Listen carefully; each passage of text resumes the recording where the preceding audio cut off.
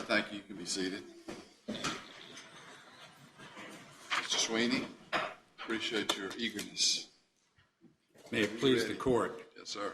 I am eager. I am here representing Stephen Kolbe, a Maryland family man and small business owner, as well as Andrew Turner, a Navy veteran master at arms, as well as Maryland citizens' rights groups and businesses. The plaintiffs have standing, and there's no dispute of that, to bring a facial challenge on behalf of responsible, law-abiding Maryland citizens to bans that deny them the right to have in their home popular semi-automatic rifles and standard capacity magazines. These protected arms cannot be banned from the home. That's the lesson of Heller. And I am humbled to speak to this panel about what Heller teaches, since each of you has authored that. But I submit this case presents for the first time in this circuit a more close fit to Heller than any of the other situations in which you've had to apply Heller. Because this is the first case in which this circuit has actually been asked to apply Heller to a ban on protected firearms in the home. So under Heller, the only question that's asked is whether banned firearms are commonly kept for lawful purposes in the home by law-abiding responsible citizens. If they are, they can't be banned. They're protected under the Second Amendment. If they're not, then they're not protected. So that's different from what we refer to as the first prong under Chester as to whether or not the firearm or the activity in question is within the scope of the Second Amendment? This court in Chester, as well as some of its other cases, set out what the Second Amendment protects. And the scope of the Second Amendment extends to, as this court said in Chester, weapons typically possessed by law-abiding citizens for lawful purposes. So if these firearms are typically possessed by law-abiding citizens for lawful purposes, and there is no serious dispute that they are, and no court that has addressed a similar ban or the court below has found to the contrary, then they're protected by the Second Amendment. And the Heller court makes clear that's the end of the analysis. You cannot ban them. That was the categorical test of Heller. Can you regulate them? Restrictions short of bans may be permitted. And then I submit you may want to look at the test that you have in Chester and some of the other cases in this circuit for that purpose. But an outright ban is precluded by the Heller case. It's important to remember what was involved in Heller. It was a total ban on possession of handguns, as well as a ban on any operable firearm in the home. Trigger locks were required.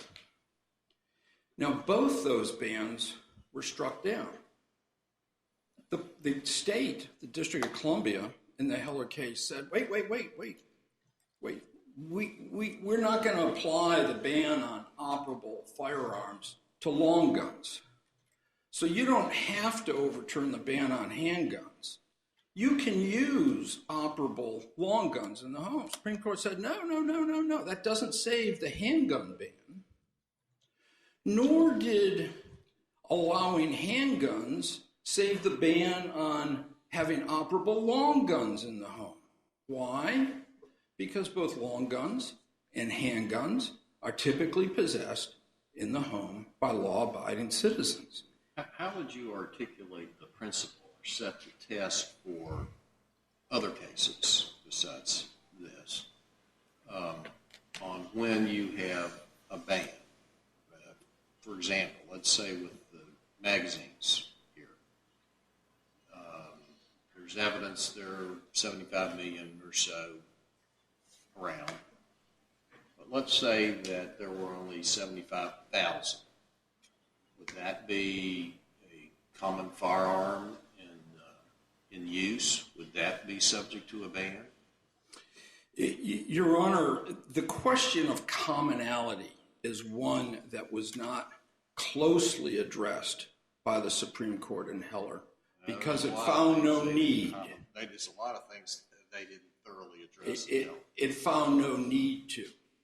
This case, we believe the evidence is clear when millions of Americans choose semi-automatic rifles and choose handguns and semi-automatic rifles with magazines with a standard capacity above 10, usually in the 10 to 20 range. Does this apply to any automatic rifle? Automatic rifles? Yep. Automatic rifles are not subject to this ban because they're already prohibited. The National Firearms Act. Federal code. National Firearms Act. But the statute, Maryland statute talks about AK-47s in all forms. Correct, it does. It doesn't say in semi-automatic form. It's banned as redundant of the federal ban in that regard. Well, let me take you back. Well, I'm sorry, go ahead. No, I just... If the evidence was as to the large capacity magazines, there were only 75,000 in the United States, not 75 million. What would your analysis be? My analysis would be that they're not shown to be common in the sense that they're not common in the United States. The test here is commonly owned, typically possessed. It's simple. It's not numeric, although there will be accounting involved in it. If the F-150 is the most commonly sold automobile in the vehicle in the United States, and twice as many of these firearms are sold in 2012 as the F-150, then they're common. It's simple. Well, how do you, it may seem simple in that example, but you have to come up with a principle to apply.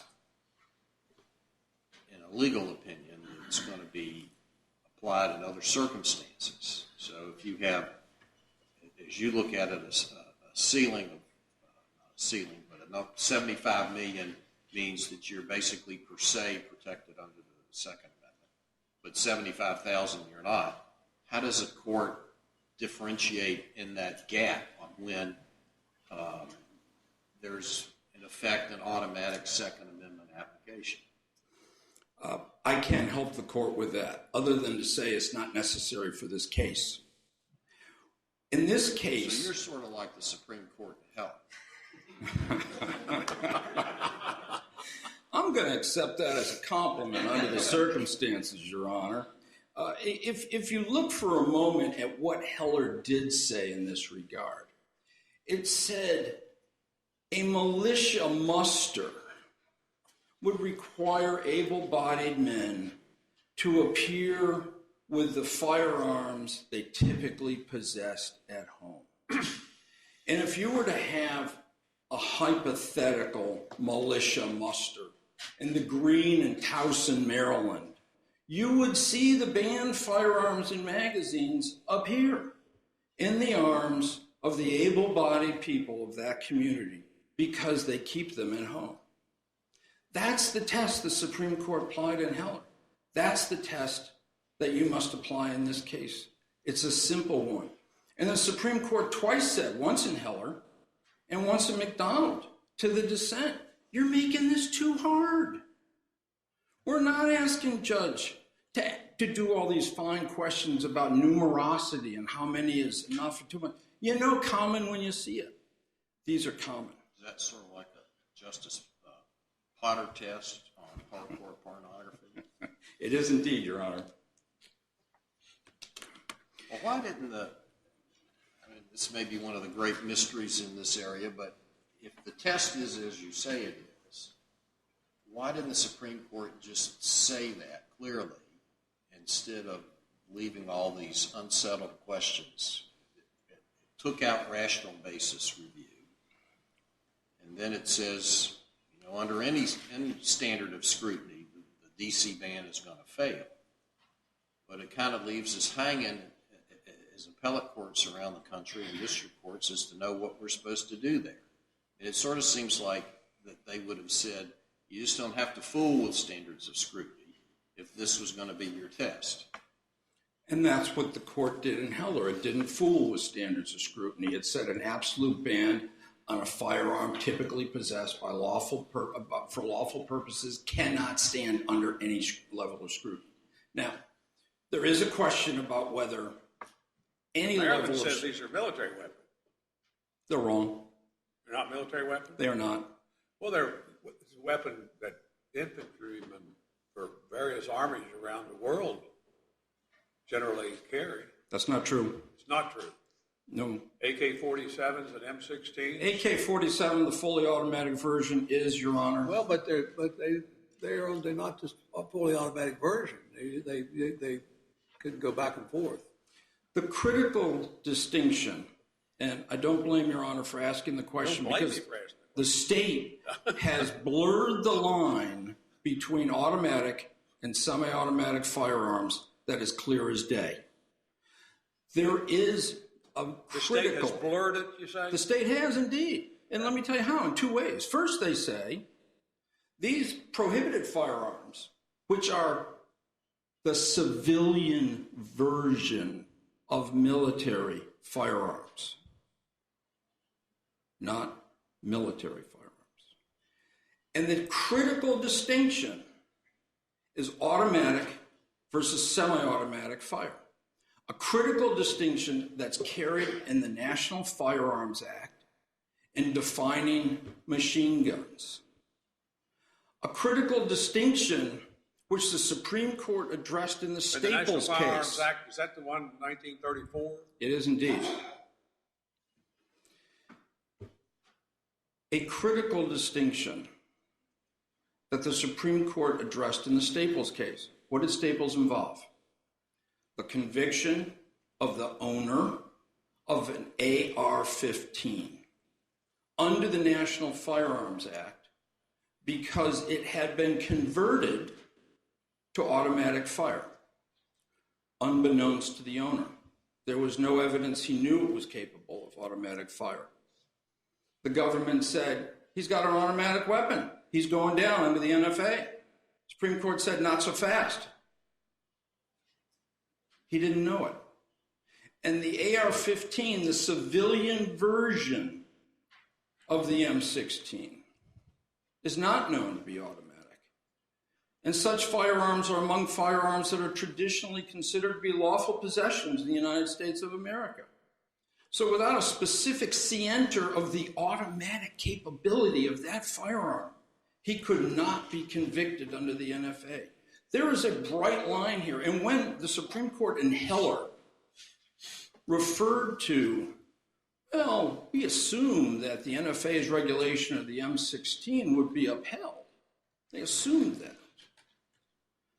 It's referring very specifically to the M16, not its civilian semi-automatic version. There was a lot of evidence here about whether how fast you could fire the semi-automatic compared to the automatic. The evidence in the record relied upon by the state and relied upon by the court is the testimony by a paid lobbyist for the Brady Group before Congress. Man is not an expert in firearms. He's now a realtor in Virginia. That's what that is based on. There is a difference, a critical difference, between the rate of fire for automatic and the rate of fire for semi-automatic. The line is bright. The definition has stood the test of time under the NFA. The Supreme Court in Heller, in talking about the M16, simply reinforced that bright line.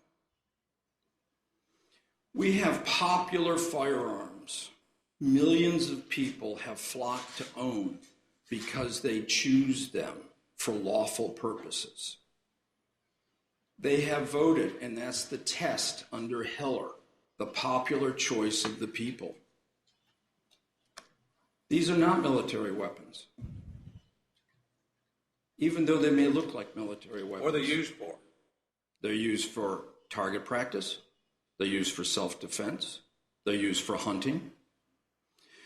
The AR-15 and the semi-automatic version, the AK-47, are the most popular firearms in Maryland, the state admits. They're frequently used at competitions throughout the state at gun ranges, often compromising most of the firearms that are being used. The firearms have been prohibited are virtually all of the semi-automatic rifles. The state's essentially saying we can draw the line differently than where the Congress drew the line, than where the Supreme Court drew the line. We can draw it at a place where we say the firearms are, and now let's make up a test, unusually dangerous. Or sometimes they say unreasonably dangerous. Or sometimes they say particularly dangerous. The point is, the test is not any of those. The test is typically possessed by law-abiding citizens for lawful purposes. That's the test. Are you saying that there's no level of scrutiny applicable to this? I am claim? absolutely under the Supreme Court's case in Heller. Well, If this court... I was going to say, let's just assume for the purposes of argument, having looked at all these post-Heller cases from the various circuit courts of appeal around the country, all of them, I think, unless you can give us one that isn't, have looked at firearm-related provisions post-Heller using some form of scrutiny, strict scrutiny, intermediate. If, assuming for purposes of argument, we decided that your formulation for Second Amendment, I'll call it per se protection, if we didn't accept that and we moved to a scrutiny-based system, what's your best argument there? It's a simple argument. This court set out the test in Masciandero that built upon Chief Judge Traxler's opinion in Chester with respect to the firearms in question. The state has not even attempted to meet this test. The court said, as we observe that any law regulating the content of speech is subject to strict scrutiny, we assume that any law that would burden the fundamental core right of self-defense in the home by a law-abiding citizen will be subject to strict scrutiny. And what does that mean? How does that play out here? The bans are not narrowly tailored to achieve a compelling state interest. The bans are not the least restrictive alternative. There are two less restrictive alternatives in place that the state abandoned when they put these restrictions in place. First, they've been regulating the semi-automatic rifles they now ban since 1994, requiring registration and an enhanced approval. And since 1994, they've had a 20-round cap on magazines. So we're not talking about the difference between 10 and 50 or 10 and 100. We're talking about the difference between 10 and 20, which is the range in which the majority of handguns and semi-automatic rifles are produced with standard magazine capacities, 15, 17, 19. That's where most of the modern firearms come in.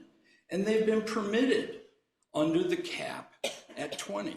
Abandoning those, they can't possibly justify without saying what we really want to do is ban protected arms. And that's what this is about. I see my time is up. Okay, thank you. Let's hear from Mr. Fader.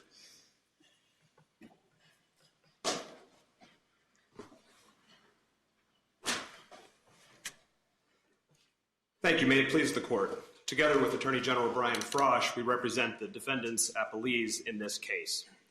The issue before this court is whether the state of Maryland is precluded by the Second Amendment from banning certain firearms, not an entire class of firearms, certain firearms and magazines that are both particularly dangerous and not particularly useful for self-defense, while leaving unaffected the vast majority of firearms, including all of the firearms that the Supreme Court identified as those overwhelmingly chosen by Americans for self-defense. Based on the Second Amendment jurisprudence... How about the large capacity magazine? If they're right, there's 75 million out of them. 75 million of those around, that would seem to be pretty common. We have not claimed that the large capacity magazines themselves are not common, but that is not the end-all be-all of this test. The Heller Court most definitively did not say that anything common does not get subjected to any standard of scrutiny. In discussing the Miller case and presumptively lawful regulations and the scope of the Second Amendment, that court identified weapons in common use at the time as something that its earlier decisions had said fell within the protection of the Second Amendment. Not that there was an inability to ban them, but that those fell within the protection of the Second Amendment. This court and almost every other circuit court and federal court at all to have looked at Second Amendment questions post-Heller has said that's the first step of the process. Does this fall within the scope of the protection of the Second Amendment? If it does, then you proceed to apply the applicable level of scrutiny. So commonness does not at all resolve the question. In the Heller case itself, the Supreme Court said, here we're dealing with the entire class of handguns, what it called the quintessential self-defense weapon, the weapon overwhelmingly chosen by Americans for self-defense, which the Supreme Court identified as the core basis for the Second Amendment right. In that context, dealing with that entire class of weapons overwhelmingly chosen for self-defense, the court said there's no standard of scrutiny that a complete ban on those firearms could meet. The Supreme Court never said anything resembling Mr. Sweeney's argument that any time there's a commonly owned weapon, it's exempt from any standard of scrutiny. But you have a complete ban here, at least for a magazine with more than 10 shots. There is, Your Honor, and it's for a magazine that can hold more than 10 rounds.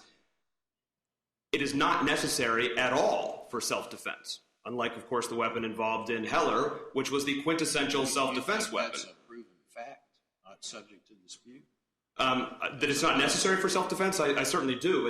I think it's undisputed on this record where there's evidence that chief law enforcement officers in Maryland couldn't find a single incident in which more than 10 rounds were necessary to be fired in self-defense in Maryland, and the plaintiffs didn't come up with one either. There is no, and there are... Why is that dispositive? Well, it certainly goes to the issue of whether these are, it goes to the narrow tailoring, it goes to the test under intermediate scrutiny or, frankly, strict scrutiny either, of whether this ban addresses or impacts the core Second Amendment right. And since the Second Amendment right is geared towards self-defense, the fact that these firearms and these... The Supreme Court said in Heller. It said in Heller for lawful purposes, such as self-defense. And opposing counsel has indicated that that also includes hunting, target shooting, competitive shooting, collecting. All those are lawful purposes. The Supreme Court was talking in Heller about the scope of the Second Amendment's protection, not the application of the applicable level of scrutiny. And in talking about the purposes for which the Second Amendment was ratified at the founding, it discussed three purposes. Militia, the purpose for which it was the right was codified in the Constitution, but which the Supreme Court said was not the primary purpose for the right. It defined that as self-defense, and it also mentioned the possibility of hunting, that some people may have thought the right was equally important for hunting. When discussing the weapons that might fall within the scope of the Second Amendment's protection, and particularly its decision in Miller, that there it engaged in the discussion of Miller's comment that the Second Amendment would not extend to weapons that were not commonly owned at the time. Miller based that distinction on its conception that the Second Amendment was grounded in a militia-based purpose. That was Miller's distinction. What would you bring out to a militia muster? Well, it would only be weapons in common use at the time, so weapons that aren't in common use wouldn't be protected at all. The Heller Court did not find that same rationale to support that right. Heller found that rationale for Miller to be a limitation on the right, not based on the militia-based distinction, but based on the historical prohibition of carry of dangerous and unreasonable weapons, which dates back to the 1394 Statute of Northampton in England. So it said, we think that that distinction about common use is fairly supported, not by just because they're in common use, not by popularity, but based on the historical ability to prohibit dangerous and unusual weapons. If you defined unusual at the time of the founding, adoption of the Second Amendment, if you looked at Mr. Johnson's dictionary defining the term unusual, it would be defined as common or uncommon. And Blackstone's original phrase for that term was dangerous or unusual. This is dangerous and unusual. I don't think that either one goes to just simply deciding what numbers we should count. We can count to. And in fact, with respect to the assault weapons, we don't think that they're commonly owned. The statistics that were provided, even under the plaintiff's count, as far as how many of them were there, would indicate that fewer than 1% of Americans actually own one of the assault weapons. How about the magazines? The magazines, more would be owned, but that only gets you to the point of then looking at it under the applicable level of scrutiny, which certainly for this case would be no greater than intermediate scrutiny. This court has not issued any investigation into the severity of the burden in determining what level of scrutiny to apply. In fact, in Chester, in Masciandaro, in Carter, in Woolard, in every case where this court has looked at what level of scrutiny would apply, this court has said that it depends on the nature of the burden as well as the severity of the burden. In this case, the evidence is clear that if there is a burden at all on the Second Amendment right from either of these bans, it is minimal at best. Well, let me ask you this. Would you agree that law-abiding citizen has a constitutional right to possess a semi-automatic pistol in their home for self-protection? I don't think the Supreme Court has gotten to the point of whether it's semi-automatic versus not, but certainly there's a right to possess an operative handgun in the home for self-protection, yes. So you would make a distinction between a right to have a semi-automatic pistol versus... I'm not sure I would, Your Honor. I've never considered that question of whether there's a distinction between semi-automatic and automatic, but the Supreme Court has certainly said you can't ban handguns in the home. You're questioning, then, the constitutionality of a citizen's right to possess a semi-automatic pistol in their home for self-defense? I'm not raising that as a constitutional question, Your Honor. I don't think that's raised in this case. You're not answering. You're answering another question. My question is, in your opinion, does a law-abiding citizen have a constitutional right to possess in their home a semi-automatic pistol for their self-protection? I'm afraid, Your Honor, I haven't seen any case law that has resolved that issue. Clearly, there's a right to possess a handgun.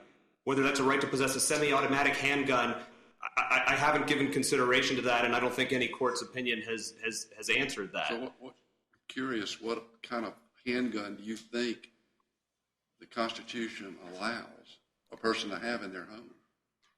Well, there are certainly other handguns that are not semi-automatic, but like what?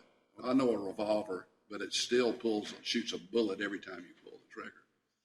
What else? It does. I don't think that is. If that is, then Your Honor, then considered a semi-automatic. Then I would. So your standard garden variety Smith & Wesson 6-shot cylinder is a semi-automatic weapon? I'm sorry, Your Honor? Your standard Smith & Wesson 6-shot revolver, is that a semi-automatic pistol?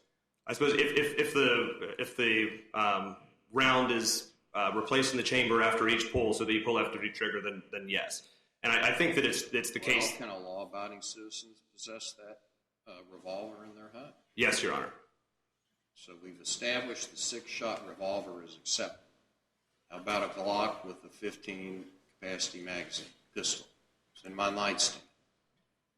I think that the state certainly has the right to restrict the size of the magazine, because all of the evidence is that more than 10 rounds are not necessary or not used in self-defense. So it is not affecting a prohibition on magazines that can hold more than 10 rounds does not affect the self-defense aspect of that firearm. It does not affect its use in hunting. It is not a serious burden on any lawful use of that firearm. All right, well, what if the magazine has a number, permits the number of bullets you find acceptable? Is it then constitutionally possessed, or the person have a constitutional right to possess it? If it's that I personally find acceptable? No, it's a constitutional. Well, you're making a big deal about how many bullets it holds. Let's take that out of the question. Okay.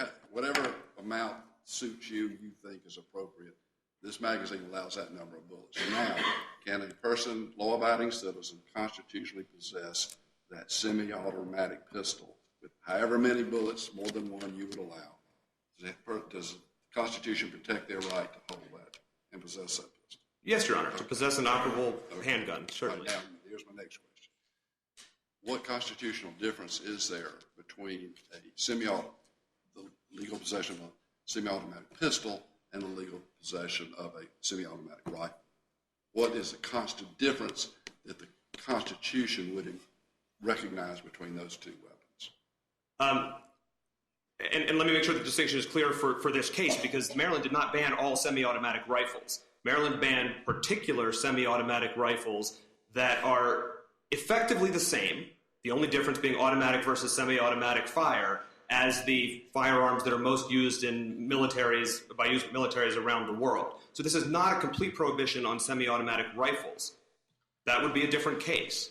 But you also banned something that's called assault pistols.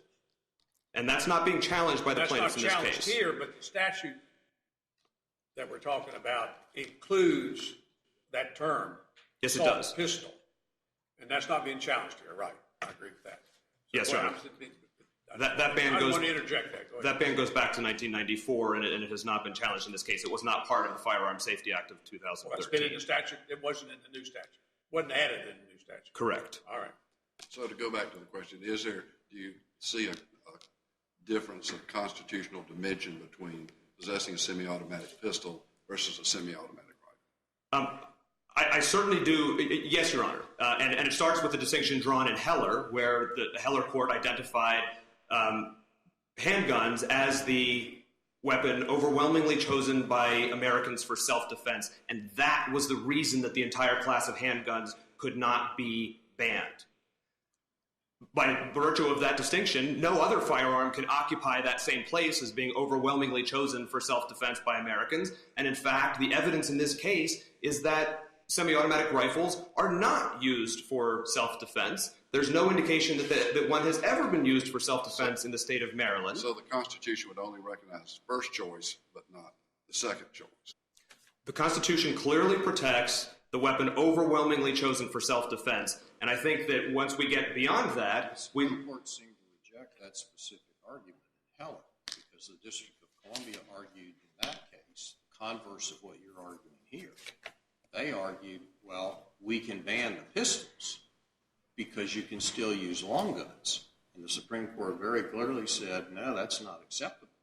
But that's actually, it's not the same argument, Your Honor, because what the Supreme Court said... Here you're saying we get to ban the large capacity magazines and a large portion of these semi-automatic rifles, but unlike Heller, you get to keep a pistol.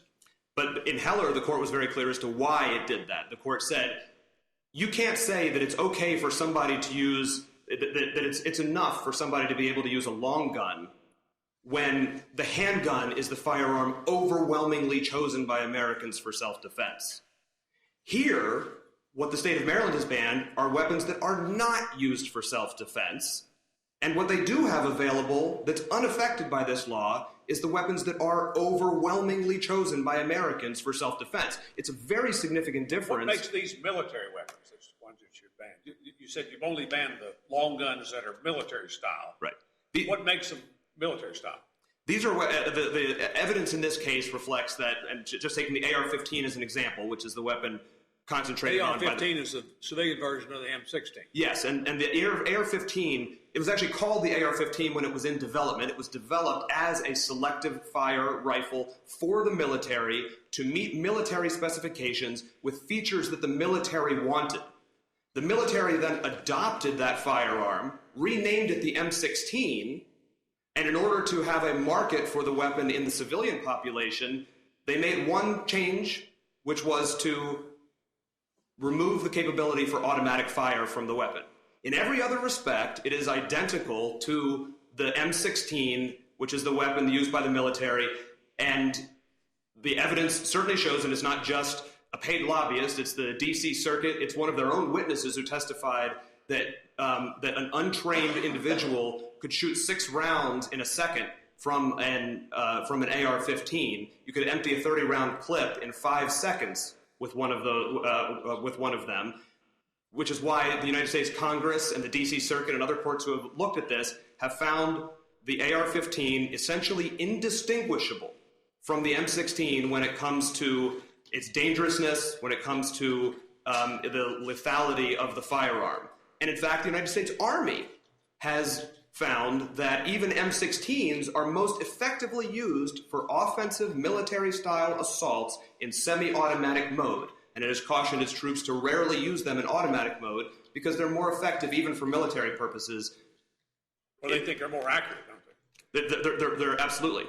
That they're more accurate, they're able to control the fire. So that the use of them that is the most dangerous, the most useful for military-style assaults is effectively a weapon in an identical condition to the AR-15. And the same thing applies to the AK-47. So since the handgun is the weapon that's not only most common for self-defense purposes, but it's also the most common for criminal purposes, including those that are automatic discharge handguns. So if that were the case, wouldn't it be more logical to attempt to ban the automatic pistol as opposed to the semi-automatic rifle?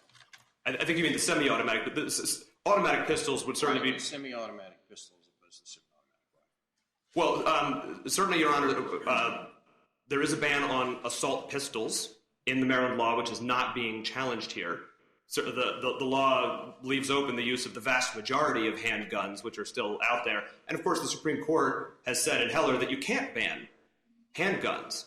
But these particularly dangerous firearms, created for military purposes with military features as... Why are these more dangerous than the semi-automatic pistol? I mean, there are plenty of these. You take the incident of Virginia Tech. That individual used a semi-automatic pistol.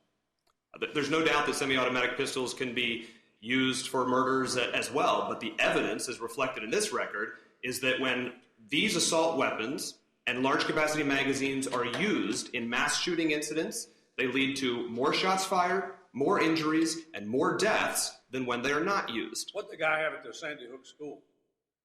He had an AR-15 with 30-round magazines. And, Your Honor, when he went into that second classroom and started shooting those children, he had to change his magazine once, and a bunch of children got out of the room when he did. He had to change his magazine after 30 rounds because that's the capacity of the magazine. If he'd had to change it after 10 rounds, a lot more of those kids might have gotten out of that room. He had an AR-15 with a 30-round magazine. The shooter in Aurora, Colorado, in the movie theater had an AR-15 with even higher capacity magazines. The shooter in Tucson, Arizona had a semi-automatic pistol, but with 33-round magazines.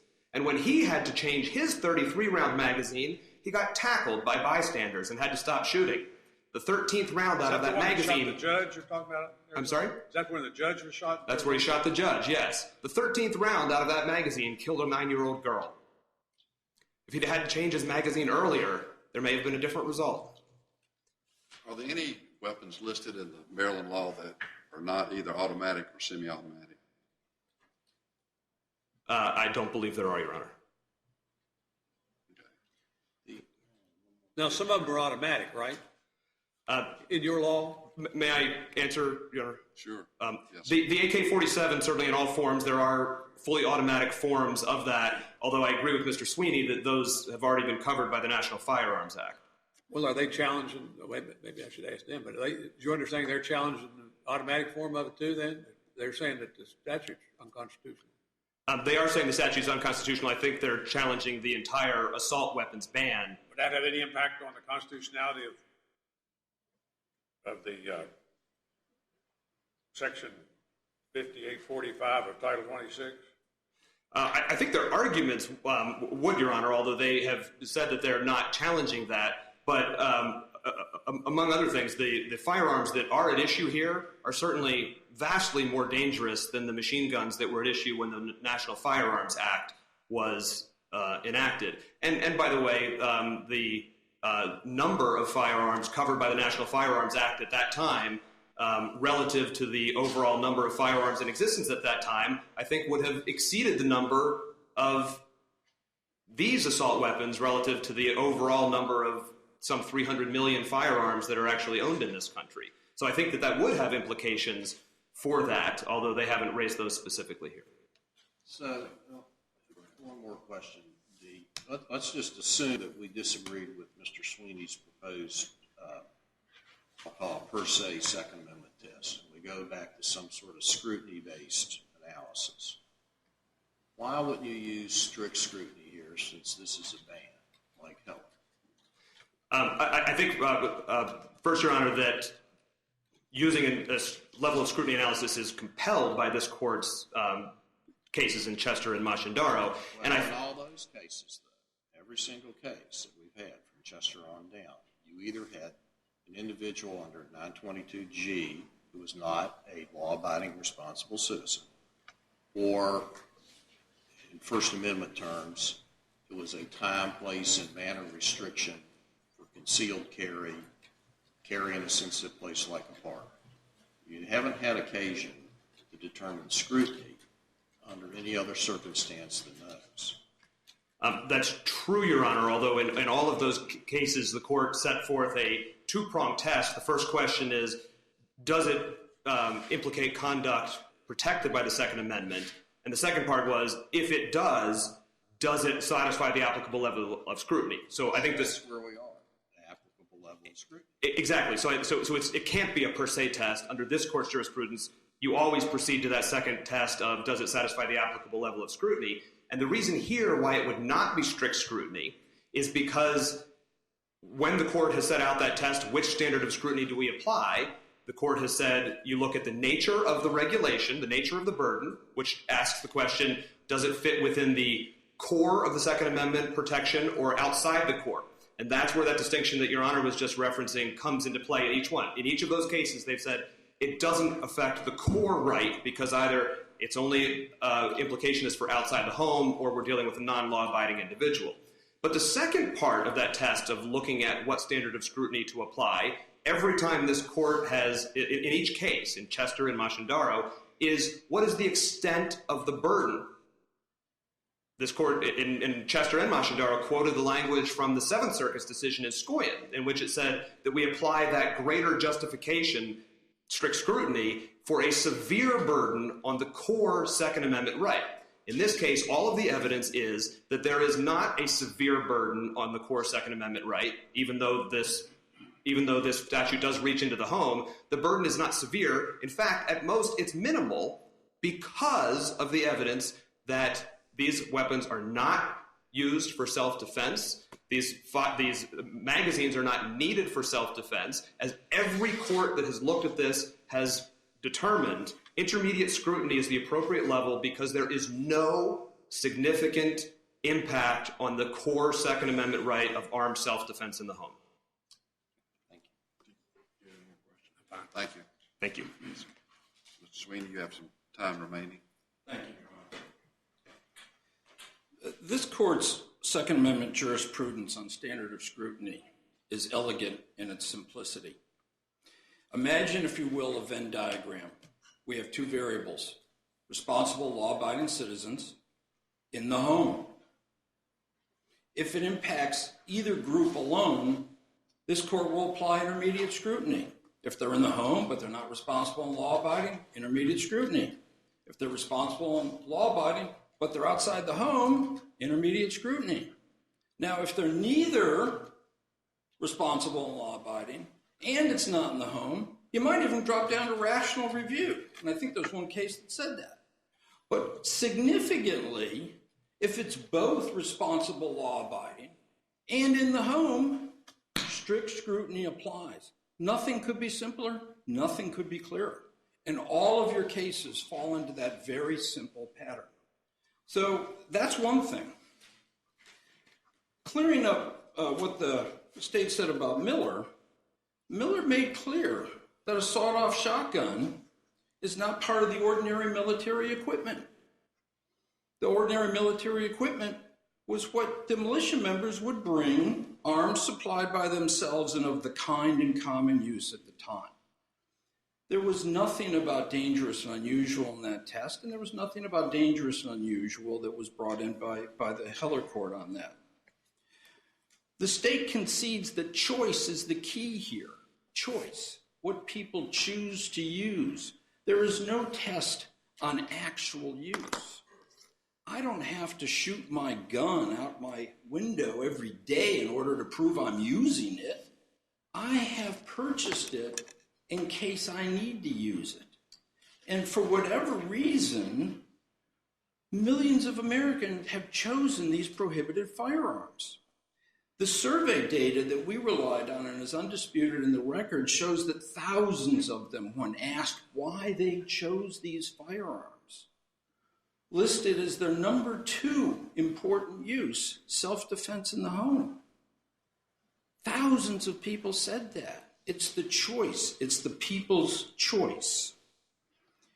The state has never seriously argued that it can meet this court's strict scrutiny test. These bans are not reasonably adapted. The state, in its most recent filing with the court under Rule 28J in response to the Reynolds case, revealed its true purpose. It said the prior regulations that it replaced, the 77R provision for registration of the now prohibited firearms and the 20-round limit capacity, which, by the way, would have precluded all those high-capacity magazines and those incidents that the state just referred to. Those prior regulations, the state says, did not sufficiently reduce the availability of these protected arms. They're going and they're collecting printing presses and computers from the home because they're more effective than handwritten messages. They are trying to reduce the instrumentalities necessary to exercise the right themselves.